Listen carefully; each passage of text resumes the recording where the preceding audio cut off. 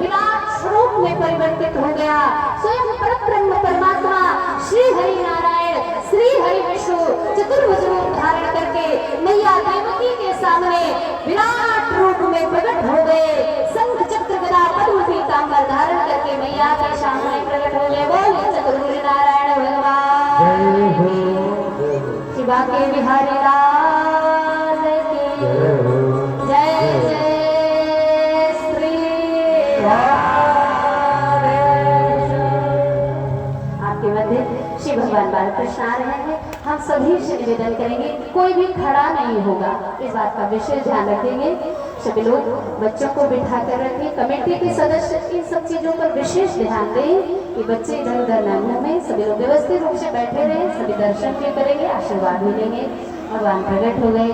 मैया ने भगवान की बड़ी सुंदर स्तुति गाई, भगवान के चरणों में प्रणाम किया और मैया ने कहा सभी लोग बैठ जाए। और जिनको ठाकुर जी को दान वगैरह करना है, ठाकुर जी आपके पास आ रहे हैं। आप सभी समिति को अपना सहयोग अपना दान जो भी करना चाहते हैं ऐसे दान कर सकते हैं, क्योंकि आपके दान से ही पावन कार्यक्रम हो रहा है। पावन कथा का जो आयोजन किया गया है आपके दान से हो रहा है।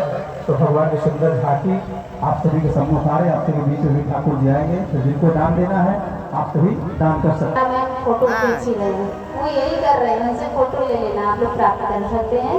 लेकिन बैठ जाइए सभी लोग, कथा के बीच में कोई भी नहीं खड़ा होगा, सभी बैठे रहे। भगवान चतुर्भुज रूप धारण करके आगे मैया ने प्रणाम किया। मैया ने कहा था, आकाशवाणी ने कहा था पुत्र बनकर आए और आप तो मेरे पिता बनकर आए। तो भगवान ने कहा मैया पुत्र बनकर आता, छोटा बनकर आता तो भी कंस के हाथों मारा जाता। और देखो मैया आप मुझे बचा भी नहीं पाते, इसलिए मैं स्वयं सब कुछ लेकर आ गया हूँ। अभी कंस को मार मार के सब बराबर कर दूंगा। मैया ने कहा प्रभु तुम्हारी लीला ही होगी, आपका आपके भक्त दर्शन के लिए भी लालायित है, संत दर्शन के लिए भी लालायित है, तो सब कैसे होगा। तो भगवान ने कहा मैया अगर मैं बालक बनूंगा तो आपको मेरी सुरक्षा करनी होगी। मैया ने कहा जतन बता दे। तो भगवान ने कहा अभी अभी गोकुल में महाराज नंद के यहाँ एक सुंदर लाली ने जन्म लिया और वसुदेव जी महाराज के तो नंद महाराज बड़े सुंदर मित्र हैं। मुझे उनके घर पहुंचा दीजिए और उनकी लाली लेकर आप अपने यहाँ चले आइए, बस इतना ही आपको करना। सो महाराज भगवान छोटे से शिशु के रूप में मैया की गोद में जैसे ही विराजित हुए, मैया ने भगवान को स्तनपान कराया और एक बांस की टोकरी में अपनी आंचल का आधा भाग फाड़कर बिछा दिया और उसी में भगवान को लिटा दिया और भगवान के मुखमंडल का चुंबन करते हुए मैया ने भगवान को विदा किया।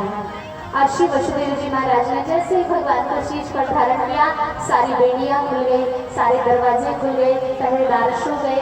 रात अर्धरात्रि का समय है, आकाश में काली घटाएं छाई हुई है, मंद मंद बारिश हो रही है, हवा चल रही है, यमुना का उफान बढ़ रहा है भैया, यमुना का जल स्तर बढ़ गया है। अब श्री वसुदेव जी महाराज जा रहे हैं भगवान को लेकर। इधर गोकुल में पूरा सन्नाटा पसरा हुआ था, सब लोग सो रहे थे, अर्धरात्रि का समय था। नंदरानी ने अभी अभी एक कन्या को जन्म दिया, वो कन्या नंदरानी के बगल में खेल रही थी, किलकारी मार श्री नंद बाबा ने सुना उस किलकारी को, तो मैया के कक्ष में पहुंच गए और महाराज अपने लाला को मैया के बगल में लिटा दिया और लाली को उसी डलिया में रखकर श्री वसुदेव जी महाराज गोकुल से पुनः वापस आ गए। इधर जैसे पहले था वैसे ही सब हो गया, बस बदला इतना है कि भगवान वहां पहुंच गए और भगवान की माया मथुरा में आ गई लाली बनकर। तो मथुरा की कथा हम लोग कल श्रवण करेंगे। आइए हम सभी लोग गोकुल में भगवान के जन्म महोत्सव का दर्शन करते हैं। अब मैया नंदरानी गर्भवती है महाराज, ये बात बाबा नंद को पता है और 9 महीना पूर्ण हो रहा है। तो नंद बाबा यमुना के किनारे बैठे हुए गए, अब ही तो भयो नहीं, अब ही तो भयो नहीं, अब ही तो भयो नहीं, अब होगा तो क्या।